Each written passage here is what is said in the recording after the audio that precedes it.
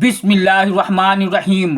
Subscribe کریں ہمارے channel دل سے دین کی باتیں، اچھی اچھی پیاری پیاری اسلامک ویڈیو دیکھنے کے لیے۔ اس دنیا میں خود کو مشہور کرنے کا طریقہ کیا ہے اور ہر مصیبت، ہر پریشانی، ہر مشکل کو دور کرنے کا طریقہ کیا ہے، آئیے سنتے ہیں سید امین القادری سے۔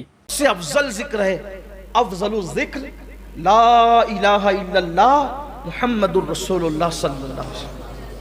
بار بار کلمہ پڑھا کرو، بار بار کلمہ پڑھو، کلمے کی تکرار کرو۔ حدیث پاک میں آتا ہے جب کوئی کلمہ طیبہ لا الہ الا اللہ محمد الرسول اللہ صلی اللہ علیہ وآلہ وسلم پڑھتا ہے، اللہ کا عرش ہلنے لگتا ہے، جنبش کرنے لگتا ہے۔ اللہ فرماتا ہے اے عرش رک جا، عرش کہتا ہے کیسے رکوں، وہ کلمہ پڑھ رہا ہے، جب تک اسے بخشا نہیں جائے گا میں کیسے رک سکتا ہوں۔ ارشاد ہوتا ہے تو بعد میں ہلنا شروع ہوا، ہم نے تو اس سے پہلے اس کی مغفرت فرما دی۔ سبحان اللہ۔ کلمہ بار بار پڑھو، اور ہو سکے تو روزانہ 100 مرتبہ پڑھنے کی عادت ڈالو، اور اس طرح پڑھو لا الہ الا اللہ محمد الرسول اللہ صلی اللہ علیہ وآلہ وسلم۔ کلمہ بھی ہو جائے گا، درود شریف بھی ہو جائے گا۔ عادت ڈالو کلمے کی۔ صحابہ کرام ایک دوسرے کو کہتے تھے کہ چلو اپنے ایمان کی تجدید کریں گے، ایمان کی پالش کریں گے، ایمان کو نیا کریں گے، اس کی پالش کریں گے۔ کیسے کریں گے؟ بیٹھ کر کے لا الہ الا اللہ پڑھنے لگتے تھے کہ اس سے ایمان تازہ ہوتا ہے۔ میرے آقا علیہ السلام نے فرمایا جیسے کپڑا میلا ہو جاتا ہے، پرانا ہو جاتا ہے، ویسے تمہارا دل بھی میلا ہو جاتا ہے۔ تو صحابہ نے پوچھا جب کپڑے میلے ہوتے ہیں تو دھلنے کا طریقہ ہے، دل میلا ہوتا ہے کیسے دھلیں؟ آقا نے فرمایا اللہ کا ذکر کرو، اس سے دل کے زنگ کو دھل دیا جاتا ہے، گناہوں کے زنگ کو دھل دیا جاتا ہے، دل پاک و صاف ہو جاتا ہے، دل چمک جاتا ہے۔ اللہ کا ذکر بہت کرو۔ اور ذکر میں کچھ اذکار ایسے ہیں جو احادیث میں آئے ہیں، جیسے لا الہ الا اللہ محمد الرسول اللہ صلی اللہ علیہ وآلہ وسلم۔ اسی طرح ایک ذکر ایسا ہے کبھی مت چھوڑنا، کتنی بھی مصروفیت ہو کبھی مت چھوڑنا، کبھی مت چھوڑنا۔ مولا کائنات کہتے ہیں کہ جنگ صفین میں مجھے اتنی مصروفیت تھی، بہت بھاگ دوڑ تھی جنگ صفین کے موقع پر۔ اس دن بھی میں نے اس ہما ہمی میں بھی یہ ذکر نہیں چھوڑا۔ وہ ذکر ہے 33 مرتبہ سبحان اللہ، 33 مرتبہ الحمدللہ، بے شک 34 مرتبہ اللہ اکبر۔ اس کو کہتے ہیں تسبیح فاطمہ۔ اس کے بارے میں روایت میں آتا ہے کہ جو اس ذکر کو پڑھتا ہے دنیا میں اس کے کوئی کام میں اس کو ناکامی نہیں ہوگی۔ ادھر مرے گا ایک قدم اس کا دنیا سے اٹھے گا، ادھر مرے گا ادھر دخول جنت کی سعادت نصیب ہو جائے گی۔ نامراد نہیں ہوگا یہ ذکر، اس لیے کبھی مت چھوڑنا اس کو۔ ایک کلمہ شریف سنا آپ نے لا الہ الا اللہ محمد الرسول اللہ، اس کے بعد آپ نے تسبیح فاطمہ یہ سنا، پھر اس کے بعد سبحان اللہ وبحمدہ سبحان اللہ العظیم وبحمدہ استغفر اللہ۔ میرے آقا فرماتے ہیں جو اتنا کہہ لے اللہ اس کو میزان بھر کے نیکی عطا فرماتے ہیں۔ اس کو بھی پڑھو۔ اسی طریقے سے اشہد ان لا الہ الا اللہ وحدہ لا شریک لہ لہ الملک ولہ الحمد یحیی ویمیت بیدہ الخیر وہو علی کل شیء قدیر۔ اس کو جو بندہ پڑھتا ہے اگر 4000 سال کے گناہ بھی اس کے نامہ اعمال میں ہو اللہ اس کو بھی بخش دے۔ بڑا عظیم ہے یہ۔ انبیاء کرام کا یہ وظیفہ ہے جو میں نے پڑھا نا، جس کو ہم چوتھے کلمے کی شکل میں پڑھتے ہیں، انبیاء پڑھتے تھے اس وظیفے کو۔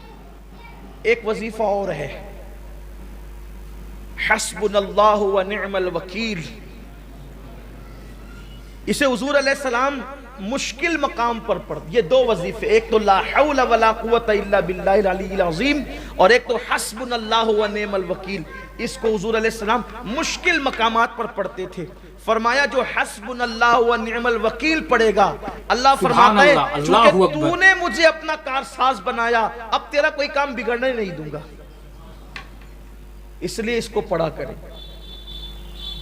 بڑے وظائف ہیں اور بہت زیادہ دیے جائیں تو کہیں ایسا نہ ہو کہ آپ مشکل میں پڑ جائیں، لیکن ایک وظیفہ جو حضور غوث پاک سے منسوب ہے اور اس کی بے شمار دنیاوی اخروی فوائد ہیں، اگر کچھ نہ کر سکو تو اتنا کر لیا کرو کہ ہر نماز کے بعد یہ وظیفہ، اس کو کہتے ہیں پنج گنج قادریہ۔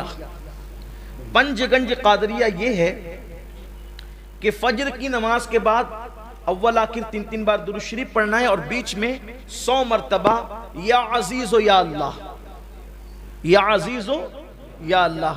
ظہر کے بعد 100 مرتبہ یا کریم و یا اللہ، عصر کے بعد 100 مرتبہ یا جبار و یا اللہ، مغرب کے بعد 100 مرتبہ یا ستار و یا اللہ، عشاء کے بعد 100 مرتبہ یا غفار و یا اللہ۔